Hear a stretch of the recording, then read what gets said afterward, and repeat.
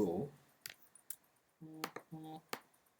첫 번째 프론트엔드를 위한 명령을 입력을 합니다. 통째로 복사해서 붙여넣습니다.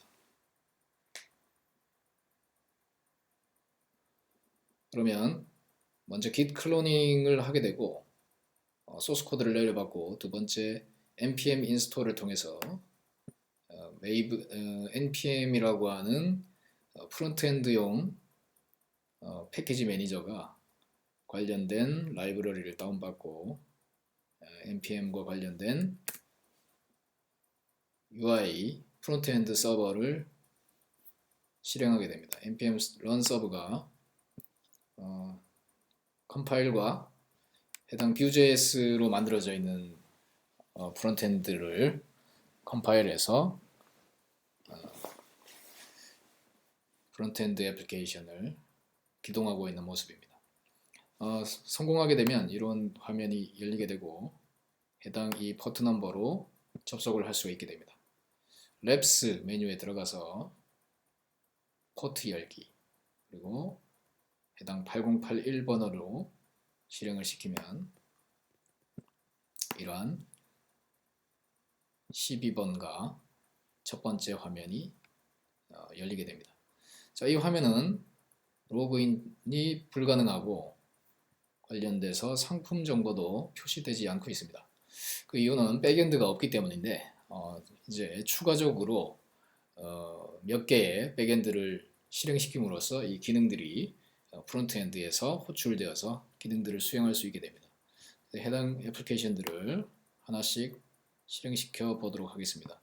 그렇게 하기 위해서 이 터미널은 그대로 둔 채로 유지하고 새로운 터미널을 엽니다. 두 번째, 상품 서비스라고 하는 메뉴에 상품 서비스를 실행할 수 있는 스크립트를 복사해서 통째로 붙여넣습니다. 자, 상품 서비스용 애플리케이션을 소스 코드를 내려받았고 메이븐 스프링 부트 런을 통해서 스프링 기반으로 만들어져 있는 상품 서비스를 기동하고 있는 모습입니다. 서비스가 모두 올라오면 우리는 새 터미널을 열어서 이렇게 테스트할 수 있게 됩니다. http라고 하는 그 툴을 통해서 localhost 8085번에 있는 이 타겟 URL을 우리는 호출할 수 있게 되는데 지금은 서버가 완전히 올라와 있지 않기 때문에 해당 에러가 나게 됩니다. 해당 서버가 어떻게 올라오고 있는지 보면 아직 기동 중인 모습을 확인할 수가 있게 되죠. 조금 더 기다려 주시면 되겠습니다.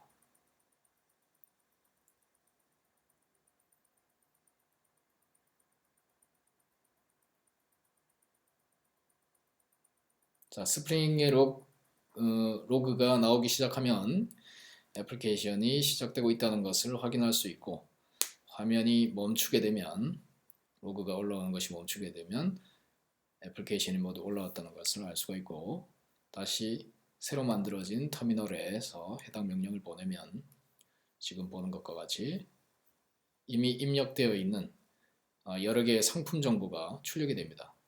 예를 들면 텔레비전은 상품가가 10,000원이고 10개의 재고가 있다는 것을 확인할 수 있죠. 두 번째는 마스크입니다. 마스크는 20,000원이고 20개의 재고가 있네요. 자, 이런 식으로 출력이 되면 정상적으로 백엔드 하나를 실행했다고 볼 수 있습니다. 자, 그렇다면은 앞서 12번가 화면에서 우리가 리프레시를 해보면 12번가에 상품 정보가 표시되어야 되는데 보시다시피 아직 출력이 되고 있지 않습니다. 이 이유는 프론트엔드와 백엔드 간에 연결을 해주는 중간에 게이트웨이가 필요하기 때문에 이 게이트웨이가 있어야만 이 프론트엔드가 상품 서비스를 진입을 할 수 있기 때문입니다. 그래서 게이트웨이를 실행해 보겠습니다. 게이트웨이를 실행하기 위해서 또다시 새로운 터미널을 열고 게이트웨이용 스크립트를 실행용 스크립트를 붙여넣습니다. 통째로 붙여넣게 되면 게이트웨이는 8088번으로 실행되어 있을 예정입니다.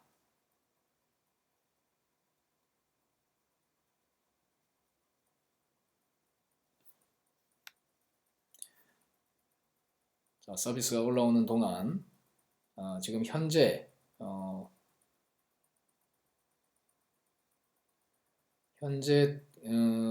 방금 상품 서비스 같은 경우에는 우리가 이 게이트웨이에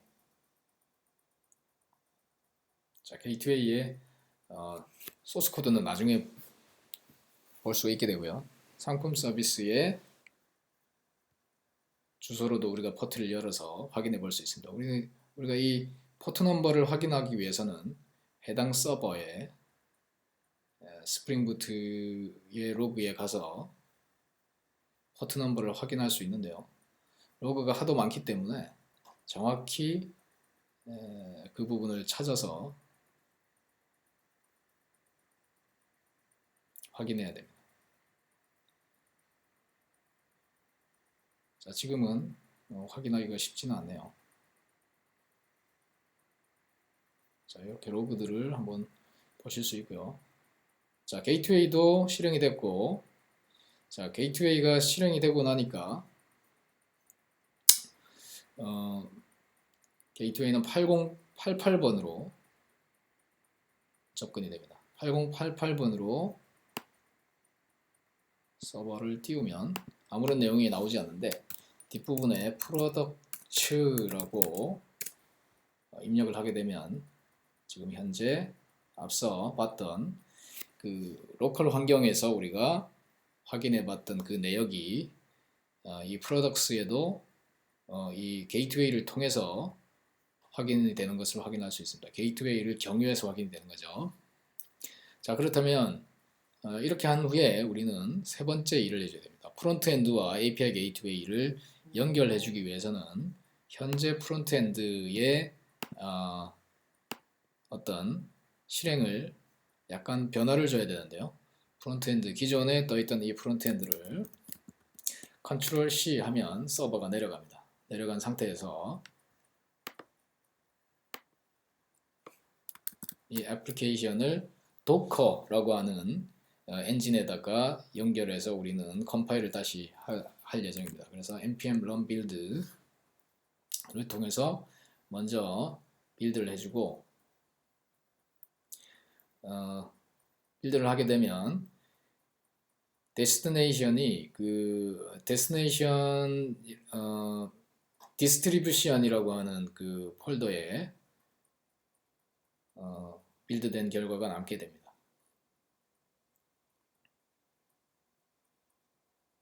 자, 빌드를 조금 기다려주고요.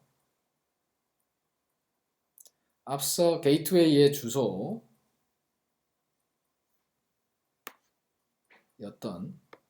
이 앞부분까지를 복사해 놓습니다. 이 부분을 저 프론트엔드를 실행할 때 그 변수값으로 우리가 넣어주기 위해서 이 부분을 복사해 놓습니다. 자, 그런 다음에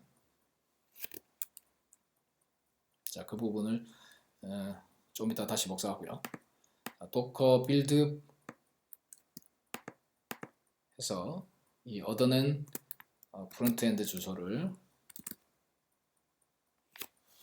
먼저 프론트엔드를 빌드를 하고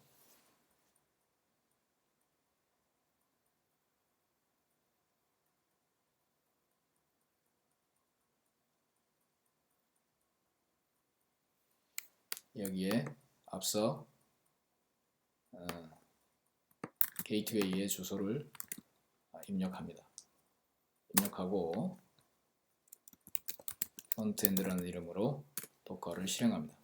그렇게 하면 현재 이 본 것처럼 이렇게 그 프로세스를 만약에 쓰고 있다라고 하는 오류가 언제든지 나타나면 앞서 기본 명령에서 봤던 이 포트 사용 중 프로세스 확인과 삭제 명령을 복사해서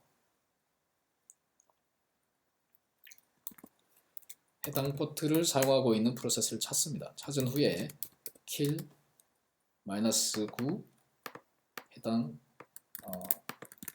프로세스의 아이디를 넣어주고 다시 실행해주면 정상적으로 실행이 됩니다. 자, 이렇게 했을 때 내부에 8080이라는 번호로 다시금 게이트웨이를 실행을 했습니다. 실행한 게이트웨이를 확인을 하면 지금 8080번에 프론트엔드가 다시 실행된 것을 확인할 수 있습니다. 지금 게이트웨이를 다시 실행한 것이 아니라 8080번으로 다시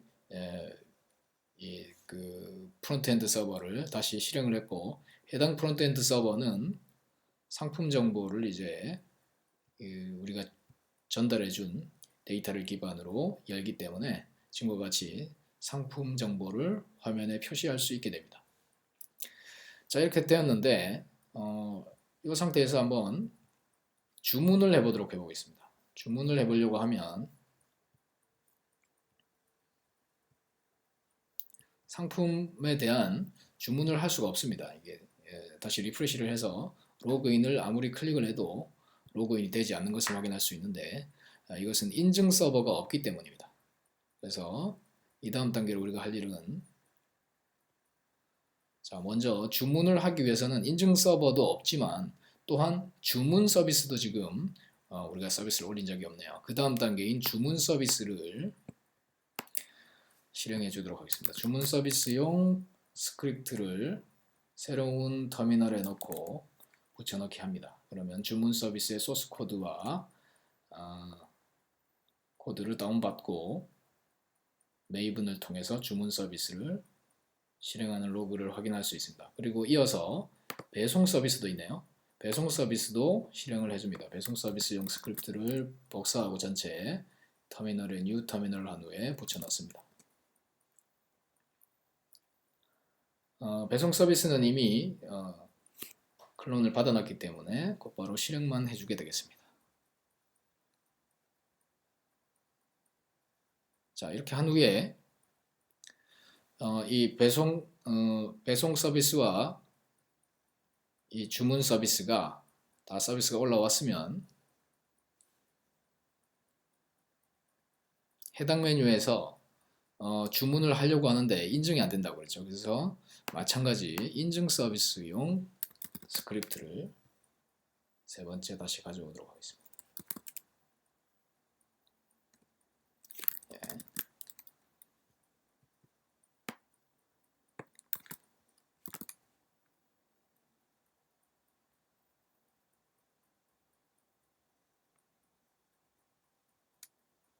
자, 지금 터미널 6번까지 실행이 되는데요. 5번, 4번까지는 다 올라왔고 지금 마지막 인증 서비스를 실행하고 있습니다.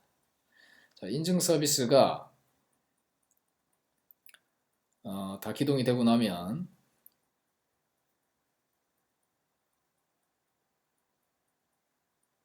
자, 이 녹색 로그인 버튼을 통해서 로그인이 되어야 됩니다. 자, 한번 로그인을 해보죠. 네, 아직 올라오고 있네요. 자, 인증 서버가 하는 일은 인증 토큰을 서버에서 이 웹브라우저, 우리의 프론트엔드 쪽의 자바스크립트 엔진 쪽으로 넘겨주는 역할을 통해서 우리의 백엔드 서버 쪽으로 연결을 해주는 역할을 합니다. 지금 로그인이 됐네요. 자, 로그인이 되고 나면 이 왼쪽 메뉴에 이렇게 로그인 정보와 함께 여러 가지 그 마이 페이지라고 하는 이런 상태도 보이고 메뉴가 좀 더 활성화되는 것을 확인할 수 있고, 홈에 들어가서 해당 상품을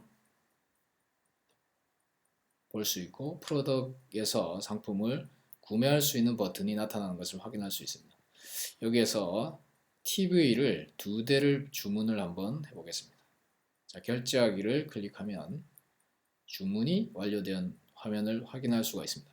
자, 이렇게 되면 우리가 인증 서버까지 제대로 실행됐다는 것을 확인할 수 있습니다. 자, 이게 이제 내부 시스템 간의 연동이 제대로 되었는지를 보기 위해서 우리는 터미널 하나를 열고 비어있는 터미널, 테스트용 터미널을 하나 찾아서 거기에 이 상품 정보를 다시 확인해 보겠습니다. 상품 정보를 다시 확인하면 TV가 기존의 10대에서 8대로 바뀐 것을 확인할 수 있어야 되는데요. 예. 자, 지금 다시 확인하면 8대로 스톡이 변경된 것을 확인할 수 있습니다. 자, 1번 프로덕이 이제 팁이기 때문에 스톡 2대를 구매했기 때문에 이것이 반영된 것을 확인할 수 있고, 그리고 8082번을 통해서 deliveries 통해서 우리가 주문한 내역에 대한 배송이 지금 완료된 것을 또 확인할 수가 있습니다. 그래서 이 정보들이 하나 이상의 마이크로 서비스에 전달되어서 연동된 것을 확인할 수 있습니다. 그래서 Y 페이지에서 이렇게 확인할 수도 있습니다. 자, 이런 후에 우리는 배송 서비스를 장애가 만들어진 상태를 유도해 보도록 하겠습니다. 해당 배송 서비스의 마이크로 서비스는 8082번에 우리가 서비스가 올려져 있는데요. 8082번 서비스를 내려보도록 하겠습니다. 8082번의 프로세스를 찾고 해당 프로세스인 9081번을 죽여보도록 하겠습니다. 이렇게 죽이면 우리가 이 배송 서비스에 해당한 이 요청이 실패하겠죠. 지금 보시는 것처럼 배송 서비스에 대한 요청이 실패했습니다. 자, 그렇지만 주문은 그대로 이루어져야 됩니다. 주문이 문제없이 이루어지는지를 확인하기 위해서 UI에 가서 주문을 해보도록 하겠습니다. 자, 마찬가지 TV를 자, 이번에도 TV를 구매하는 건가요?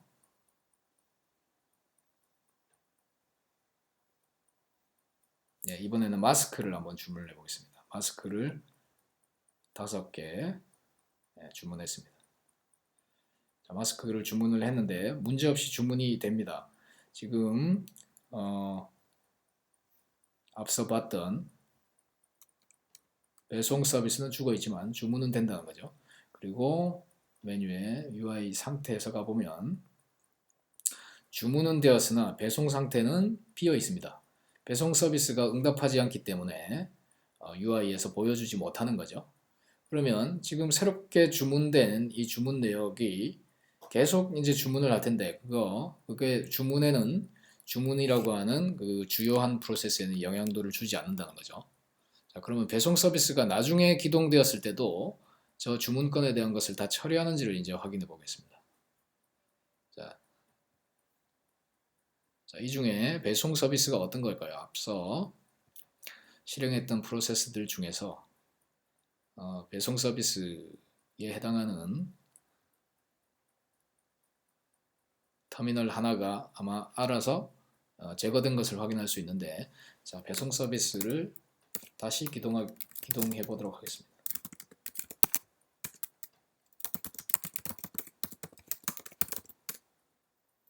자, 배송 서비스가 기동되고 나면 기존에 밀려있던 주문건들을 배송 서비스들은 쭉 찾아서 다시 실행해 줘야 됩니다. 다시 배송 처리를 해줘야 됩니다. 그래서 그 처리가 이루어지는 것일지 확인을 해보겠습니다. 자, 이 배송 서비스가 이후에 기동됐지만 딜리버리를 통해서 지금 해당 마스크와 마스크에 대한 건을 다시 수집해서 배송 처리를 하는 것을 확인할 수 있습니다. 앞서 TV까지는 자기가 처리를 했었기 때문에 그 다음 단계인 마스크를 처리하는 것을 확인할 수가 있습니다. 그래서 장애가 격리되는 것을 이렇게 확인을 했습니다. 자, 다음 단계는 이러한 애플리케이션들을 실제 쿠버네티스라고 하는 시스템을 통해서 실행해 보도록 하겠습니다. 기존의 터미널들을 모두 컨트롤 C를 넣어서 닫아줍니다.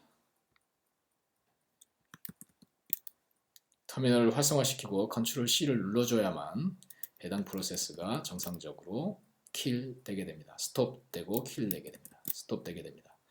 자, 그래서 모든 터미널을 찾아 들어가서 컨트롤 C를 이렇게 눌러 주시기 바랍니다.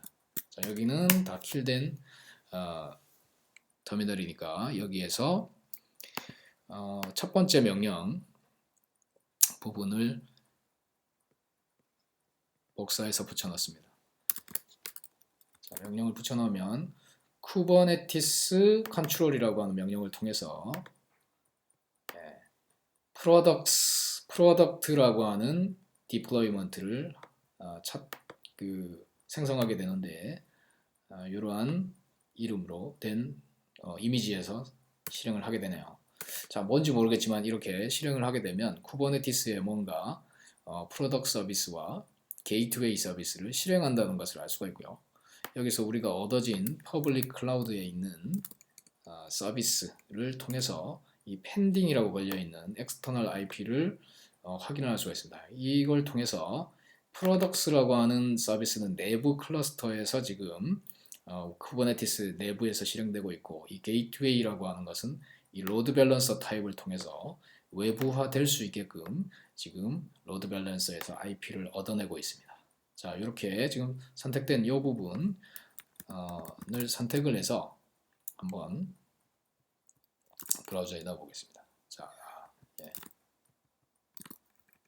자, 이렇게 포트 넘버를 중간에 끼워 넣어서 자, 확인을 해보니 아무것도 나오지 않죠. 뒷부분에 프로덕스라고 해서 이후에 이어지는 패스를 넣어주니까 이 게이트웨이를 통해서 이 프로덕트 마이크로 서비스에 있는 값으로 진입을 해서 호출된 결과를 포워드해주고 있는 것을 알 수가 있습니다.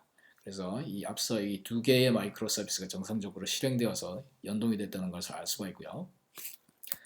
자, 컨트롤 C에서 다음 커맨드를 한번 입력해 보겠습니다. 자, 이런 다음에 우리가 프론트엔드에다가 얻어진 게이트웨이를 입력을 해서 다시 실행을 하도록 하겠습니다. 앞서 우리 로컬에 들어있죠. 그래서 프론트엔드, 지금 만들어진 프론트엔드를 이 서버에 있는 것으로 이제 전환을 하기 위해 가지고 우리가 얻어낸 이 주소, 새롭게 만들어진 이 주소죠. 자, 이게 이제 게이트웨이 주소입니다. 변경된 게이트웨이 주소로 우리 내 로컬 프론트엔드를 변경하기 위해서 앞서 있었던 스크립트를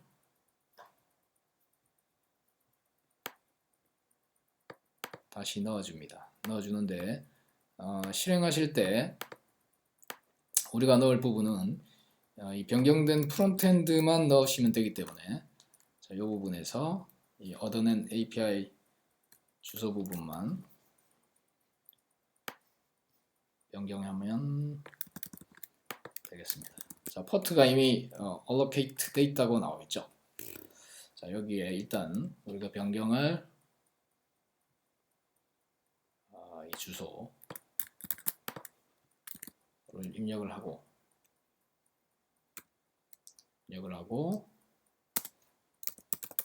프론트엔드라고 다시 실행해 보겠습니다. 포트 일단 지금 8080번에 대해서는 그대로 여전히 쓰이고 있다라고 지금 나오니까 마찬가지 포트를 키를 할 수 있도록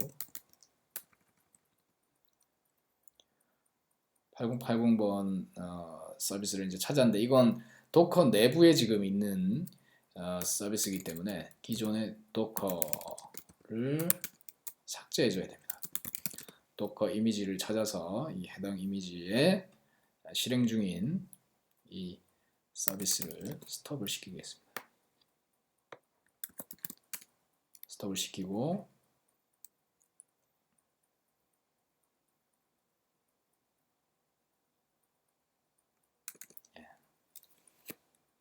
자, 이렇게 하고 나니 도커 ps 했을 때 기존에 블로킹하던 서비스가 사라졌죠.